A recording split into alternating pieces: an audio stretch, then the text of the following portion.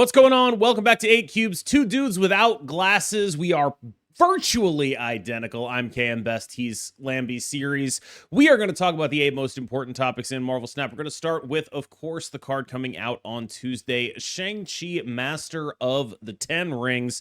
He is effectively 3 cards. There is a 10 Rings card that starts in your opening hand and does take up a draw.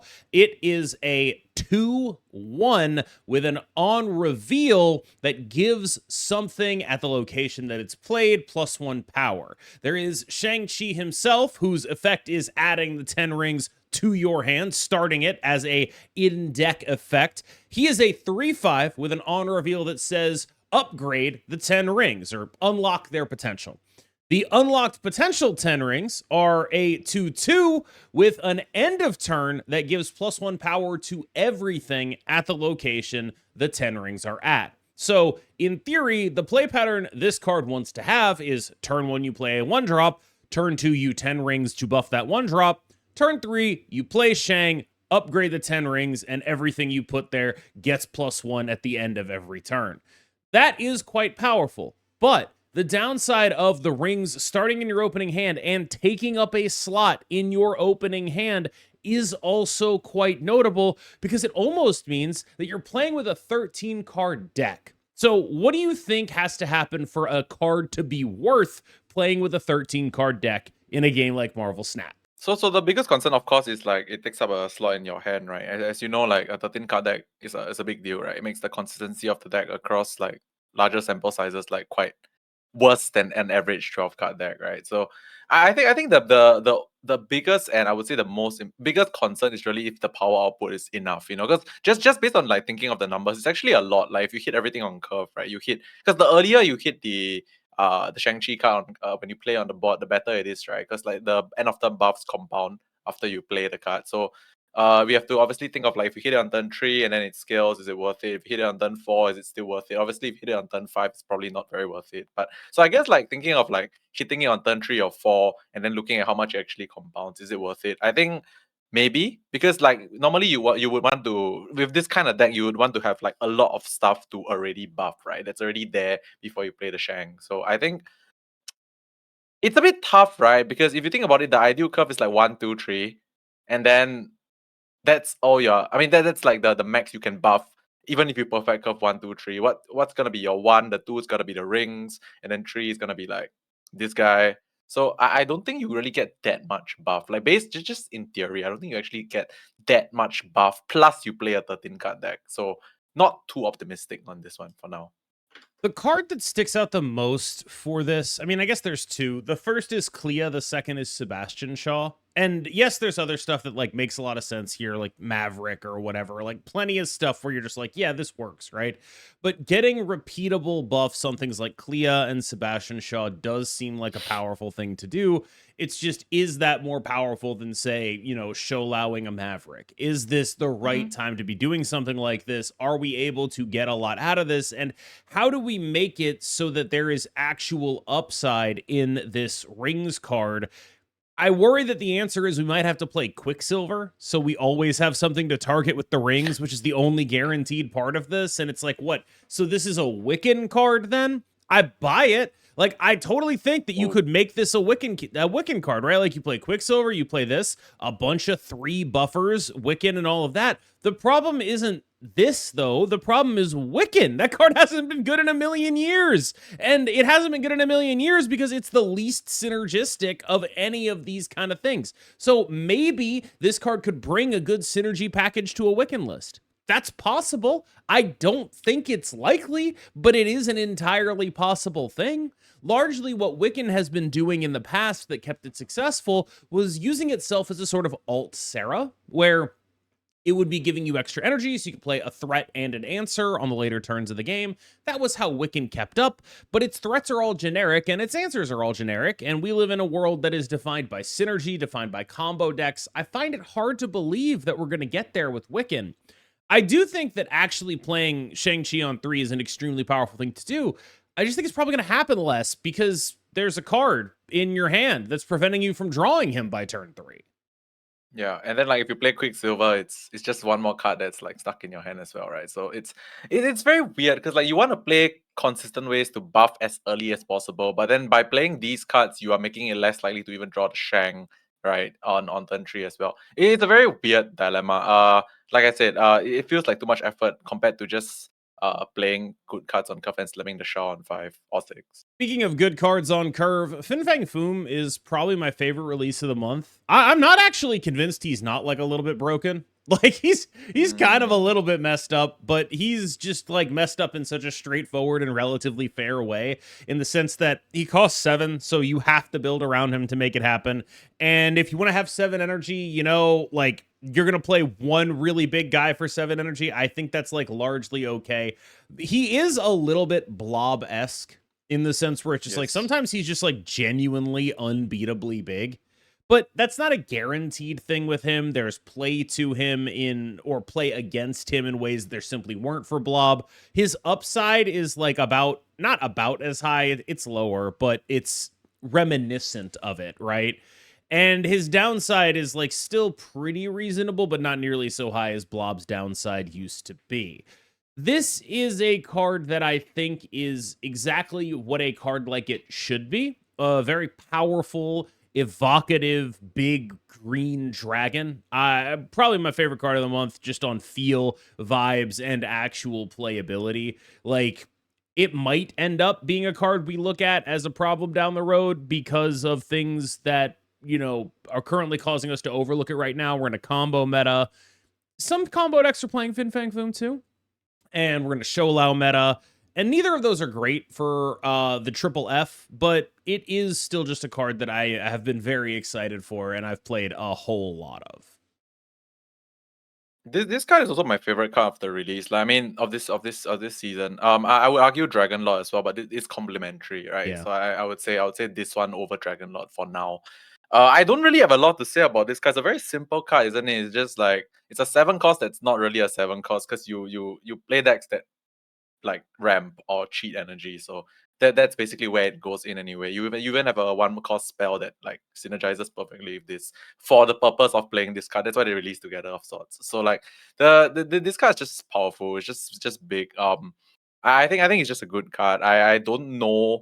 Well, I'm pretty sure it doesn't go everywhere, obviously, right? You have to build around it. But like in the decks that it goes in, like ramp, for example, or even like certain combo decks that we'll talk a bit about later, it is doing its job. I like the card a lot. And I mean, honestly, it's just a big, powerful guy, boss monster vibes that you can slam. When you said Blob-esque, I kind of felt it as well, because Blob was boss monster of Thanos for very long, you know. So like this one is like boss monster of this specific style of decks, you know. So I like it. I just like the card.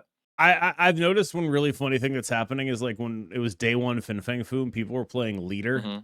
So that you get your opponent's Fang Foom, and then he'd Fang Foom the Fang Foom, and you get like a 50 It's not power 2020. guy. It's not 2022, man. Right, but like it's I that's the blob vibe, right? Where it's like, yeah, I get your really big guy and it's bigger for me. Like that's where you get free. That. So, season retrospective, it's a segment I wanted to start introducing. I'm still not sure whether it makes sense to do it on this episode or next week's episode, but next week's episode, the first episode going into a new season, tends to be packed with new card reviews, and we might not have time to get it in. And I did want to make sure I tried to get it in. This is just something where I wanted to look back at the season and just sort of talk about how we felt about the season as a whole. Because to me, I felt better about this season than I did about December, even though there's like pretty obviously a balance issue here going on, where it's like, this is a problem. This Shou Lao stuff is a problem. I get it. And it's a problem in a way that is particularly odious to me, which is to say, a lot of what it does is 2023 bounce, 2024 hella, where it just like kills off mid-range decks. And like that's the biggest effect that Shou Lao has. And we'll talk a little bit more about that in a second. But I think it's been enough of like an interesting deck building challenge that it's only now starting to get stale. Maybe that's just me, but I have enjoyed deck building up to the point that Shou Lao has taken us to, figuring out what the best version of that is, figuring out how to hybridize it with other mid-range packages. I think I've enjoyed that. I've really enjoyed Fang Foom, and that guy was definitely the highlight of the season for me. The guy is absolutely phenomenal. And I think on the whole that if I were to give this season a grade, I would give it a B plus or maybe a B Mm. minus, depending on how much you hate Shou Lao. This was a good month, man. Like I was just thinking of the cards. Even the less playable options that were released this month, like Lockheed, for example, still decent cards, right? And then like the top end, Shou Lao, obviously meta defining. The whole Dragon Lord Fang Foom thing also gave birth to some amount of decks.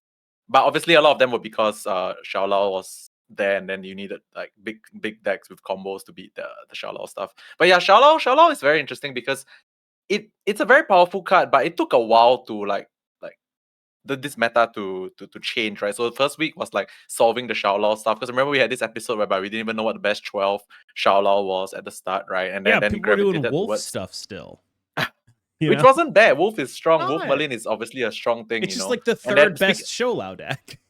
yeah, speaking of Wolf Merlin, like the whole Merlin Wolf thing, Merlin being existent means your combo decks cannot go beyond turn 6 as well, which we will talk a bit about later, right? So then we got to like the actual like good Shou Lao shells, and then the anti Shou Lao club, and then like there's also now the combo decks that go above Shou Lao that will die to a lot of tech cards, but those tech cards cannot exist because the Shou Lao decks just are bigger than those tech cards. So this meta, this month, right? Like as much as I'm less involved than I used to be, like just looking at the development of this meta, this month alone had so many weekly developments.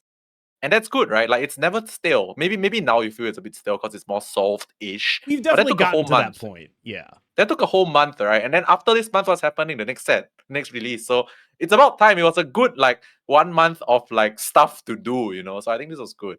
I think that it's possible I'm being too generous here because I really don't like what Shou Lao has done to mid-range diversity. I think it is actually like But it gave birth to combo diversity, right? right. So like That's the only thing keeping Shou Lao from being extremely odious to me is that like there are still developments happening in other parts of the metagame.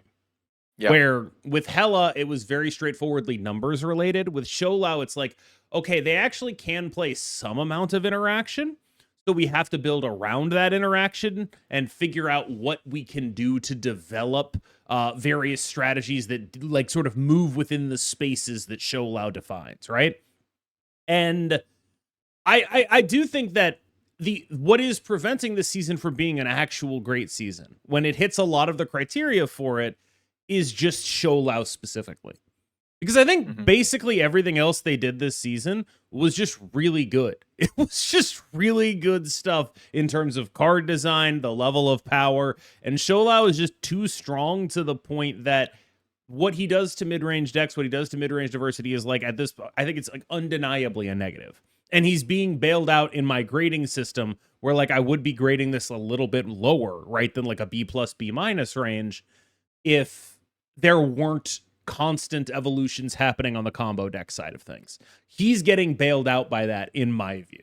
Like the enjoyment of this metagame is getting bailed out by the fact that like Living Tribunal puts him in a dumpster or whatever, right? Like that's a lot that's like helping him, I think. And so if you're someone who's like a big mid-range guy and you get nothing out of these combo decks for various reasons, they're all pretty expensive too. So there's a lot of good reasons to hate on them. I can very easily see you saying this is like a D or a C season is all.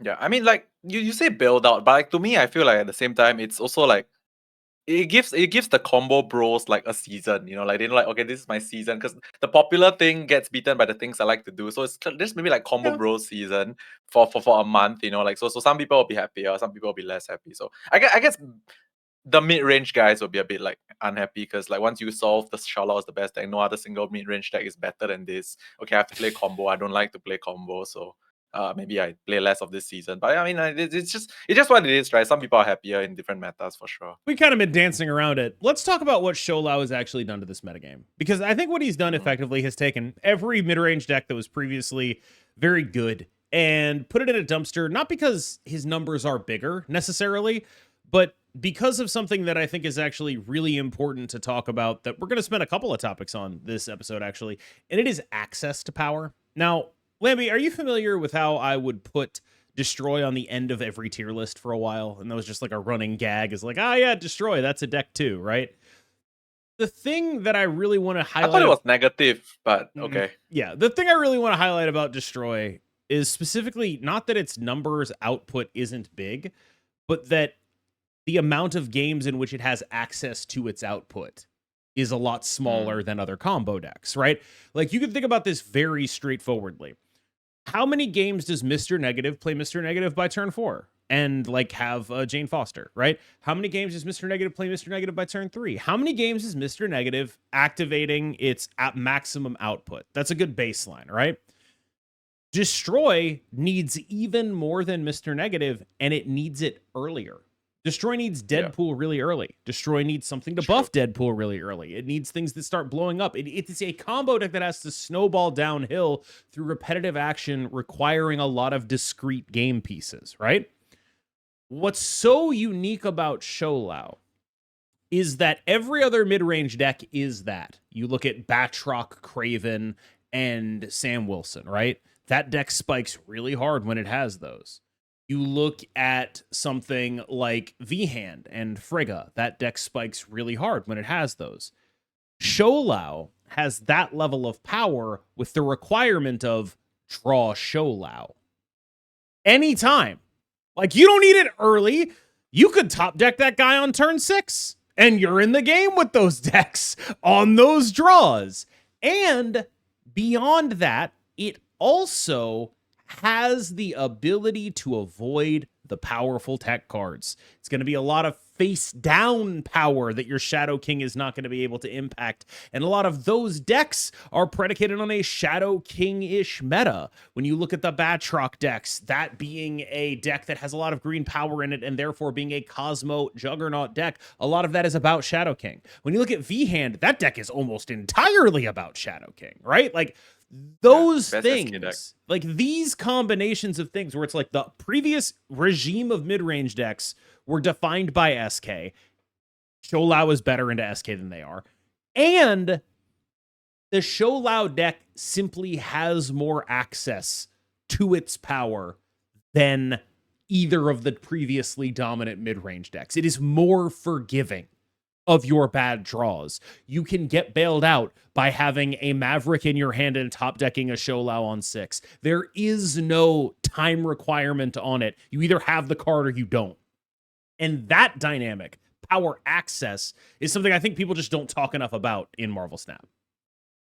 Yeah, so the one point that you brought up that was, I think, the most important when it comes to Shou Lao, in my personal opinion, I think it's kind of true as well, is it's super forgiving to draw your win condition late because it kind of just only comes on 5 or 6, right? Like you only need it on 5, and heck, even 6 you probably still can win, you know. So like I think the thing about Shou Lao is that like what makes it good is that your early game is just like whatever best suits that final end game, and you can reliably build towards that also because you have like until turn 5 and 6 to draw the thing, right? Like I'm gonna use a very random example in terms of power spiking. Like for example, can you remember like old people like us, we do Shuri Nimrod, right? You need the Shuri on 4. That was like latest, right? This thing has up to 6. So like you can just flounder about and just play cards to set up for the inevitable most likely draw of the Shou Lao on 5 or 6, and then it's still the same. It's not like there's any preconditions. The condition is just play a lot of cards, right? So you are just generally gonna be playing a lot of stuff, and then when you eventually draw the Shou Lao,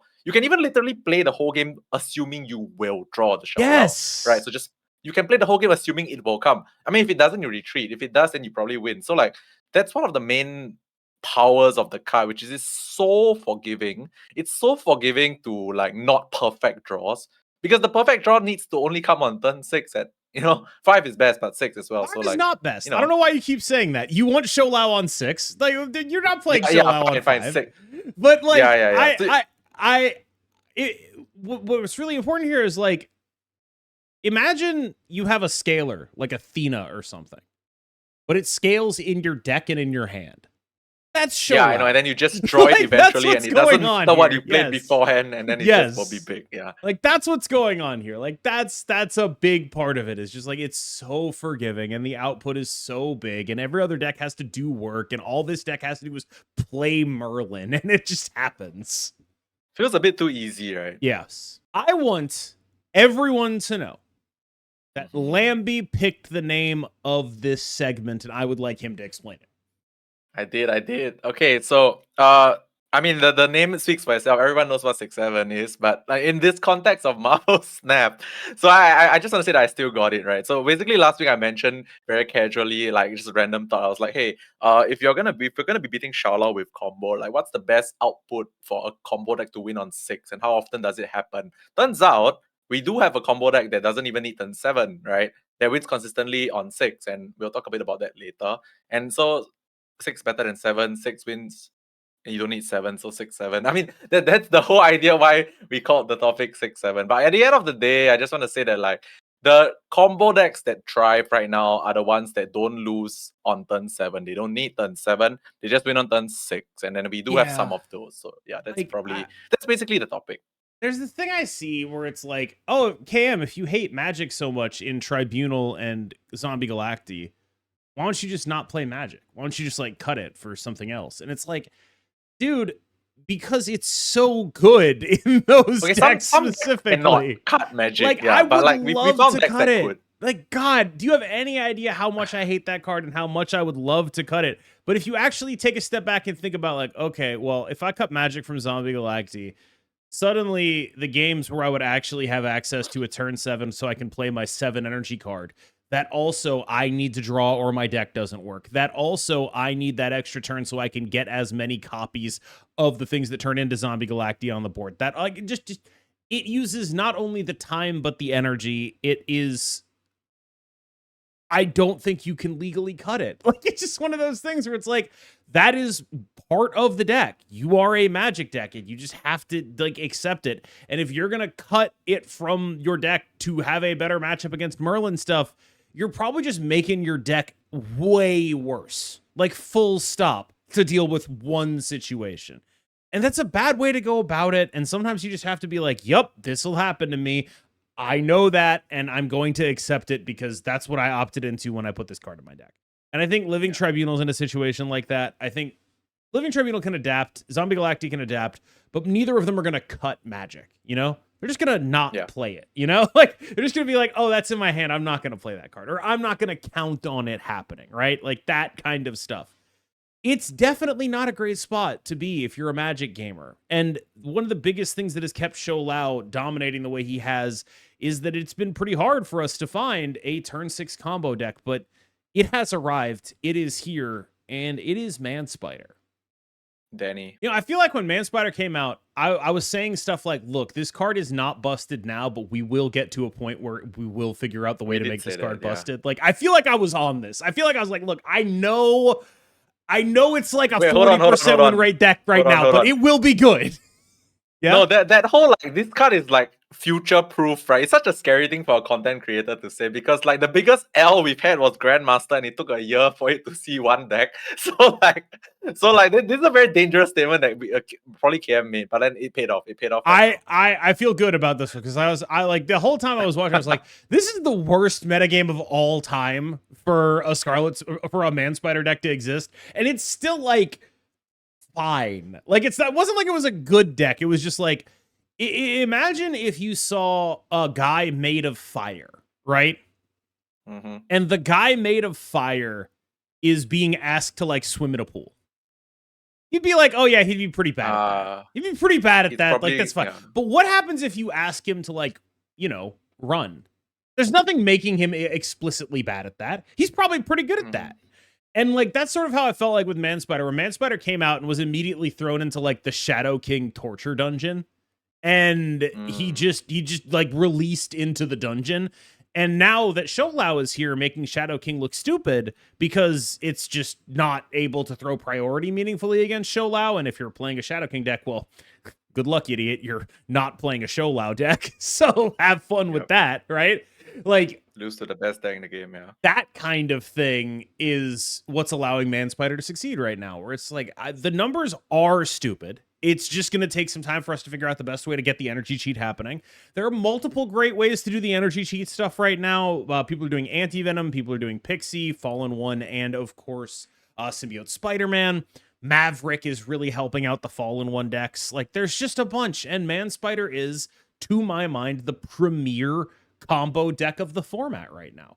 that's what this deck is. And I don't want this whole segment to be like, wow, I was so right. But like, guys, I nailed this one. I crushed it. Home run. Yeah, he was right, man. And then like we need to also remember that every content creator was wrong for a year about Grandmaster, which is I hilarious. was It not took wrong so for a year long. about Grandmaster. I'll also take credit for that one. But yeah, it did happen a lot. Like there's this thing that happens with content creators. Content creators love saying things like, This will be good soon. Yes. Imagine the card that breaks this card, you know? Like, imagine when this card gets a good thing to do, right? It's like, well, that's not a guarantee. You can say that about any card. But like some but cards... for Man Spider, it came like a lot earlier than we expected, I think. I'll also say, I was pretty high on... I gave like a 6-month timeline for a Superior Spider-Man. And... way earlier, man. Yeah, he just keeps showing up. Like he's just around. Man. Like he's not around in the way I'd expect, but like, yeah, that's a core part of the Zombie Galacti deck. Like that's a pretty important guy in this metagame. I think he's like a pretty crucial piece. He's not the greatest card ever, but like he's doing stuff. He's around. I just wanted to say like this Man Spider stuff, like what Man Spider is doing, and I did a video with Cougar on his build of the Man Spider deck, which I think is basically future proof. Like I think that's just gonna be a thing. Like, Man Spider is really damn good. It is... If people weren't so worried about Shou Lao, they'd be worried about this. Like, genuinely, this is, like, the thing that's going to ruin your life once they nerf Shou Lao. I fully believe that. Yeah, I mean, if they nerf Shou Lao, then, like, maybe the amount of tech cards that can be played also, like, gets reintroduced a little bit. So maybe it's not that bad. But yeah, no, I actually just want to, like, talk about another deck that was mentioned very casually a bit just now. Like, you know, the one you talked about, the anti-venom one, or the anti-venom version of the deck. Like, I mean, obviously it's a bit more high rolly, but that's such a dopamine hit, man. Like if you play the anti-venom version of this deck, you guys should check it out. Like it just feels amazing to hit with that deck. The AV one is so disrespectfully built because it's built just like, we're a Man Spider on 5 deck. You don't play Shadow King, sorry. Like it's just so disrespectful. Like I mean, realistically, it works out more often than not nowadays. It's good right? for right now, but it's just like that one really scares me in terms of future proofing, where it's like, all right, well, like you can do something really dumb here, but man, like a lot your baseline lines are just like giant Man Spider, fastball special adamantium infusion, right? And it's like, that's so disrespectful. Like that loses to every Shadow King. It's just like it's just absolutely hugely disrespectful deck. I love it, but I'm not sure how much that lasts. A take I see a lot is that Shou Lao has to get nerfed because every +3 is busted. And I think this is pretty dumb. Like, yeah, they've had to nerf some +3s. A good example would be Galacta or the old Silver Surfer. Like, that's definitely a thing that's had to happen. Elsa Bloodstone, absolutely. Shou Lao probably will have to get nerfed, but it's not because it has like a magical number on it, because there are also +3s they haven't had to nerf, like Morgan Le Fay and Cerebro. And I think someone seeing this will be like, well, Cam, those are obviously different. And that's sort of my point. They are obviously different. And what makes them obviously different is the amount of access they have to their power. And that means that by definition, there is probably a way to limit Shou Lao's access to his power and still have the number +3 on it. I don't know what that is specifically, but as an example, what if Shou Lao said you had to play 4 cards a turn to get a proc? I'm pretty sure he'd be terrible, and he'd still be able to say +3 on it, right?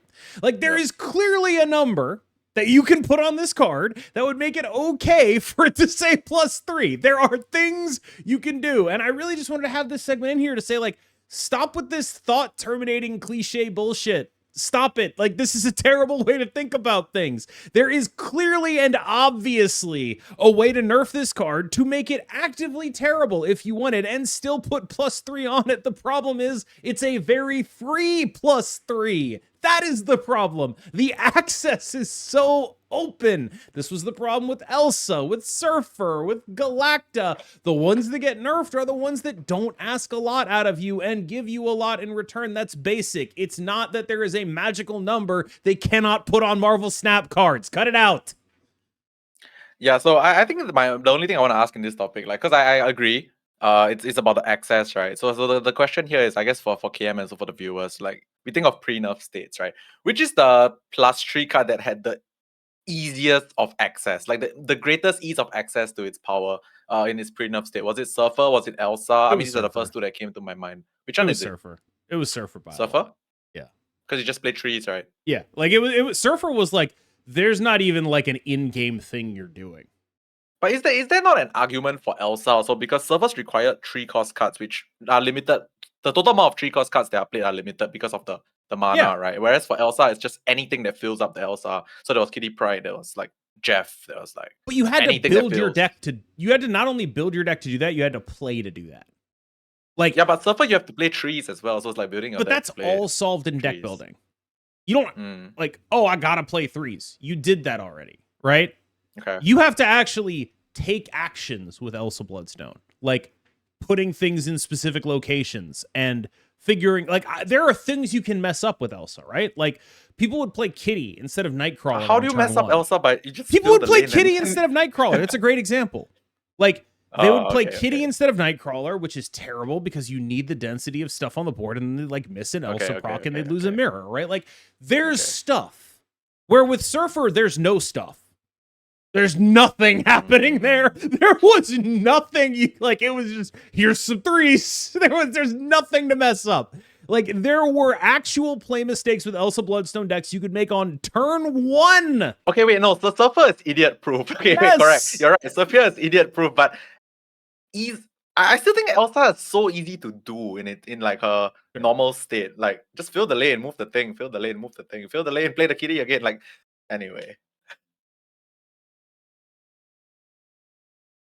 Want to talk just a little bit about the season pass card for next month or week, depending on how you think about this. Star-Lord, Master of the Sun. This is a very scary card for me because we just talked about the Man Spider Fallen One deck. In my view, Star-Lord, Master of the Sun is Fallen One number 2. Let me explain a play pattern to you. Star-Lord, Master of the Sun is, I believe, a 4/5 with an on-reveal ability that for each turn you have skipped any energy. You will get +1 energy next turn, and he gains +1 power, which is like a fairly reasonable, cool little high Evo-y kind of card. Here's the play pattern that scares me. Skip turn 1, skip turn 2, skip turn 3. Play Symbiote Spider-Man on turn 4. Play this guy at 4/5 on turn 5. So you've skipped turns, 4 turns worth of energy, right? That is +4 energy. Activate the Symbiote Spider-Man. That is +8 energy. That's a like 19, 20 power guy and 14 energy on turn 6. And you are a Man Spider deck. That's just really scary. Like, that's just like, I look at that and I'm just like, oh, that's Man Spider Taskmaster 40 and 40. Easy. And you don't even have to skip turn 1, turn 2, and turn 3. You could still just play off curve on those turns and it would be fine. Yeah, like, you can put put a sunspot on put an turn 2 or Agony down, something, right? or Like, you whatever. can do things, right? You don't even have to skip those turns. You just can, right? I'm just illustrating like how little effort you can put in. This card is just Fallen 1/2 in that deck. And I just want Lamby to talk a little bit about what it means when a deck gets, second copy of card that is like allowing it to dodge interaction. Like that feels like a really big deal to me.